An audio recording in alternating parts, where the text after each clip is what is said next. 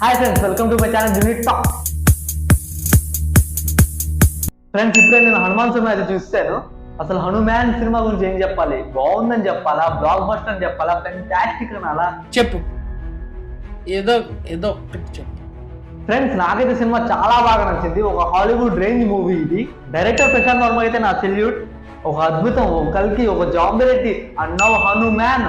ఒక సినిమాని ఇంకో సినిమా డామినేట్ చేసేలాగా తీసుకున్నాడు ప్రశాంత్ వర్మ. ఒకటైతే ఖచ్చితంగా చెప్తా, ఫ్యూచర్ లో బాగా వినపడే పేరు ఇది ప్రశాంత్ వర్మది. హనుమాన్ మూవీ అంతా హనుమంతుడి పవర్ ఎంత గొప్పది అని చూపిస్తాడు. సినిమా స్టార్టింగ్ ఒక ఇంట్రో సాంగ్ ఉండింది. చిన్నప్పుడు హనుమంతుడు సూర్యుడిని పండు అనుకుని తినేయడానికి వెళ్తాడు. ఆ సాంగ్ చూసి చెప్పి సినిమా హిట్ అయిపోయిందని. అండ్ హీరో తేజ సజ్జ అయితే పర్ఫార్మెన్స్ చంపేశాడు.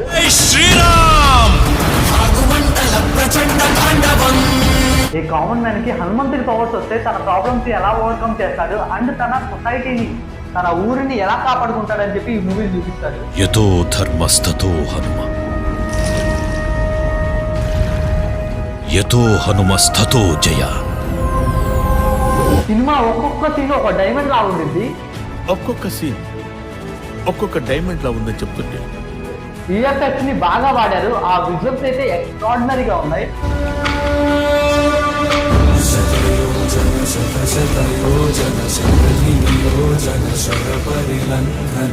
Story line, direction, cinematography, casting, visuals, BGM అబ్బబ్బబ్బబ్బా నా భూతో నా భవిష్యత్ లాగా ఉన్నాయి అన్ని.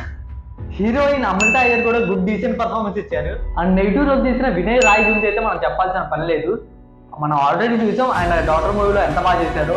పవర్ సూట్ లో ఉంటే సరిపోదు సిరి, నాలో ఉండాలి, నా నరాల్లో ప్రవహిస్తుండాలి.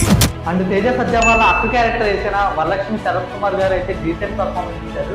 ఇప్పుడు వరకు మనం ఆమెను నెగిటివ్ రోల్స్ మేము చూసాం, దీంట్లో పాజిటివ్ రోల్ ఉండింది. అండ్ ఆ పెళ్లిలో ఫైట్ సీన్ అయితే కిరాక్ గా ఉండింది. పోలేరమ్మ మీదొట్టు నా తమ్ముడు మీద సై పడితే ఒక్కొక్కడికి టెంకాయలు పగిలిపోతాయి. అండ్ కామెడీ రోల్స్ చూసుకుంటే మన వెన్నెల కిషోర్ గారు ఏ క్యారెక్టర్ చేసినా ఆయన 100% ఇస్తారు. అండ్ ఆయన ఎక్స్ప్రెషన్ కి మనం నవ్వుకోవచ్చు. ఇంకా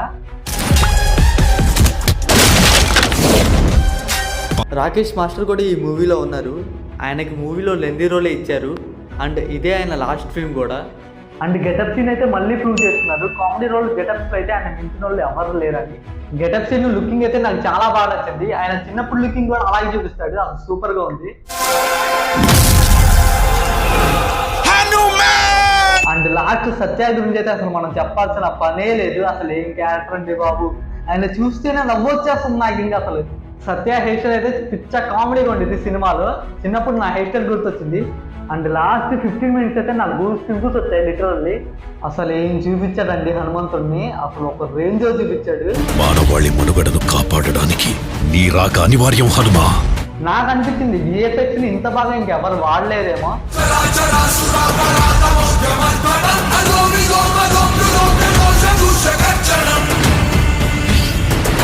ఆ హనుమంతుడు వస్తున్న విజువల్స్ అసలు నేనైతే చూస్తూ ఉండిపోయాలా. నెక్స్ట్ టైం అయితే అని. నాకైతే సినిమా చాలా బాగా నచ్చింది. అండ్ ఈగల్లీ వెయిటింగ్ ఫర్ జై హనుమాన్ 2025. సో ఫ్రెండ్స్, మీకు హనుమాన్ సినిమా ఎలా అనిపిస్తుందో please comment and do subscribe my channel unit talk.